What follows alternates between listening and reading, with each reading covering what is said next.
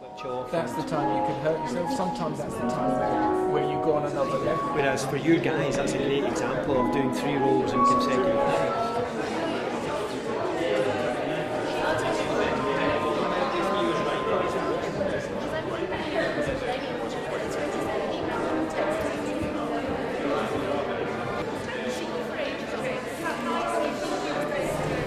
Mercury, I think, is an exquisite study of the intellectual and physical process that goes into creating a dance movement. But more than that, it gives us an insight into the intimate relationship that exists between the dancers and the choreographer. This relationship, I think, is crucial if dancers are going to push themselves to the limit and not cause any physical harm. The film also shows us in minute detail how the body works, the stresses and strains that dancers undertake in order to achieve movements. Again, this can only be achieved because of the absolute trust that the dancer has in the choreographer and his understanding of the knowledge of their limits and their ability. I think this is true of all elite performers and athletes as well.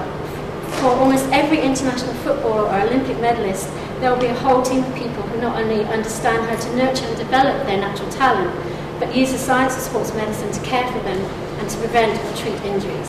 There are, of course, some obvious parallels between football and ballet. Both demand extraordinary levels of strength and fitness and a near fanatical commitment to a career that is relatively short-lived and could end in injury at any moment. After the film, we'll have an opportunity to hear some of the less obvious similarities and indeed some of the differences between the disciplines, what they can learn from each other, and some of the parallels that are developing between the care and treatment of both dancers and footballers. In other words, the opportunity of getting inside the science of sports medicine in a way that many of us may not have considered before tonight. And so I'd like to hand you over to Daniel, who will introduce his film. Paul Tyers selected a series of sequences from the ballet's current repertoire. 3 solo dancers and 1 pair perform 5 sequences in total. The film cuts between the slow motion sequences and the preparation and filming of each sequence. So you get to see the dancers' stylistic differences in extraordinary detail, but you also see their individual responses to directions from Paul and to the experience of seeing themselves slow down. You'll see the camera operator sitting at the monitor, which is capturing tens of thousands of individual photographs, a bit like Muybridge, if he was still around, I suppose. They're being processed to make up the slow motion sequences, so they are individual photographs that I kind of ended up with. The operator started his career as a sports teacher. He developed an interest in using photography to analyse his own students' techniques and movements in class, and he went on to film injured racehorses in the Middle East with high-speed cameras. So now I was able to hire him. He's a specialist cameraman working on wildlife and engineering shoots filming ballistics. He felt that there was an optimum speed for shooting human movement, 500 frames a second. So it was a real challenge for him on the day to film at 2,000 frames a second and almost see these film sequences as moving photographs. And I suppose my interest is purely more than analytical. As with dance itself, the technical side is only half the story. And in the case of film, slowing things down to such a degree generates some quite striking illusions. All sorts of artifacts and emotions appear in the long sequences that, as you'll see, were not there in real time. So we can talk about it afterwards, but I hope you enjoy the film.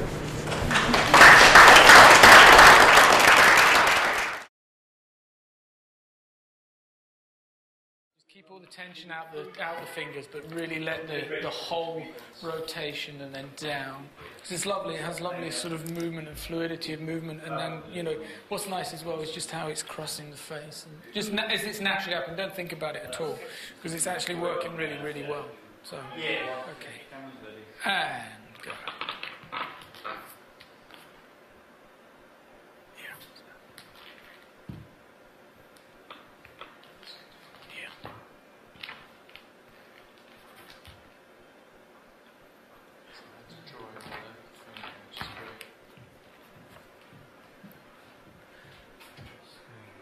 Yeah, I would say it's done. I know it's fast anyway, isn't it? Don't look down. No, I'm just worried.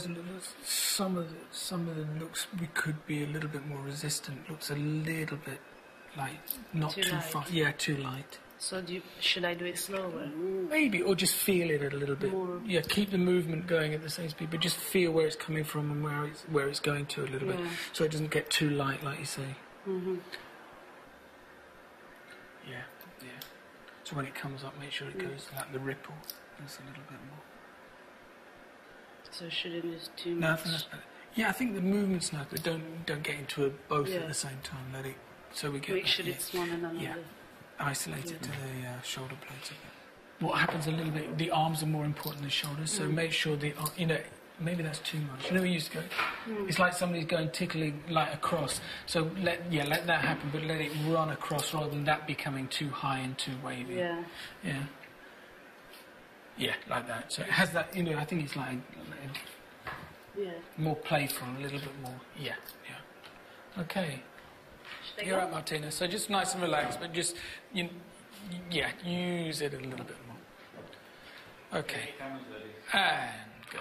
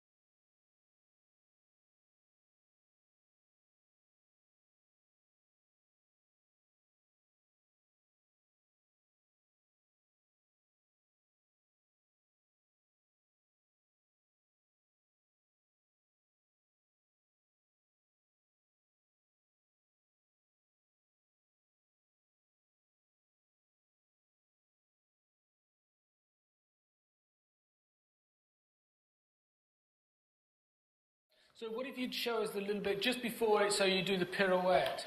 So you do just the ballet? Yeah, do the ballet from the ballet.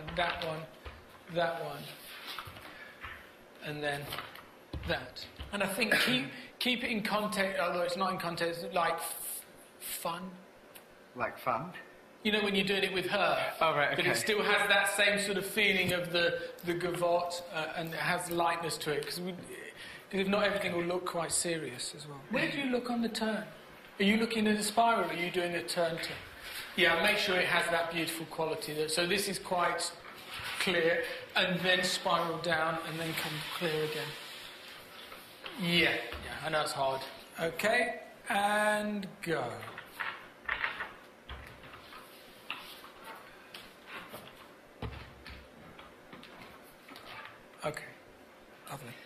Okay, so just come and have a look, Luke. I'm sure I didn't hit any of those. Just watch it for you. Hold the knuckle. That one, yeah. But the line's great, isn't it?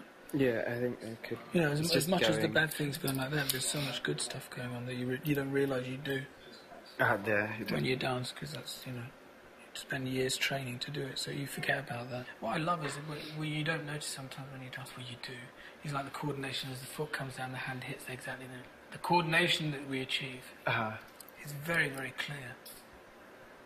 Yeah, it's that real, like, because you think when I'm coming down, like you almost look to the floor about there. Always like that slight incision, you can't. You've got to really make sure you go.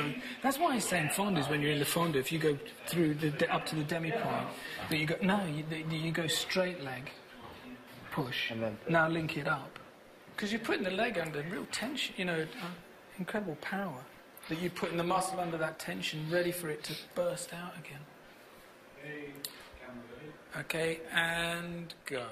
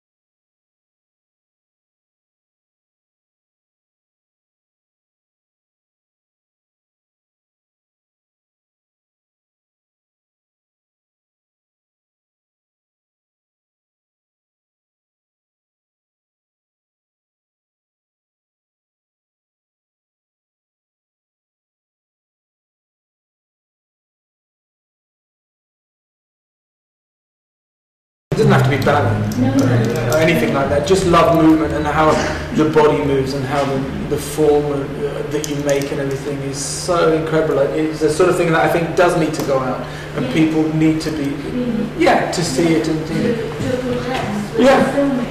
And I think as well for students as well, like I say, with the students now, I'm desperate they get to see them.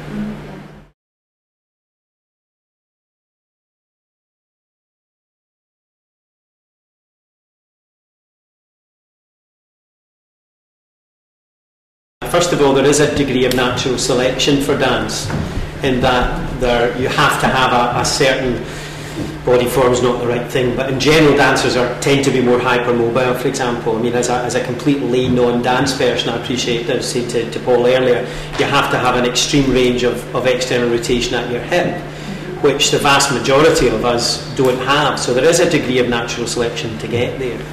The second thing is, like in all sports, and ballet's no different, there will be occasions when dancers, footballers, athletes will have an injury and will not report that injury.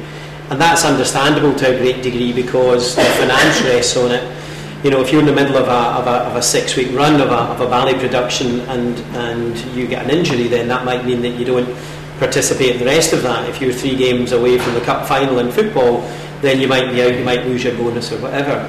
But I think the way round that is the relationship, and Paul touched on that quite strongly, of the people that are looking after them, and a knowledge that it's much better for them to report something early and then get something done about it, even if that means a bit of time out, rather than put up with something for longer and end up causing them longer term damage. So I think we're far better at looking. I mentioned the corticosteroid injections into footballers' knees. I think we've gone in the last 30 years from beyond that. And the last wee anecdote is that, you know, we always talk about pain and not going beyond pain, but quite a few of our treatments now, for example, if you have tendinopathy of your Achilles tendon, one of the things we'll get you to do is to stand on a board and come down and do a particular exercise, and we actually want to push you to that point where the tendon has been stretched enough that it actually is sore, because we know that that's the point where we get best results in rehabilitation, because what you're doing at that point is you're causing the collagen fibres to remodel in there, and you're causing blood vessels, which are in an abnormal higgledy-piggledy pattern, to become much more in a normal pattern. So there are times, provided it's done supervised and done appropriately, where you can actually push people to that level.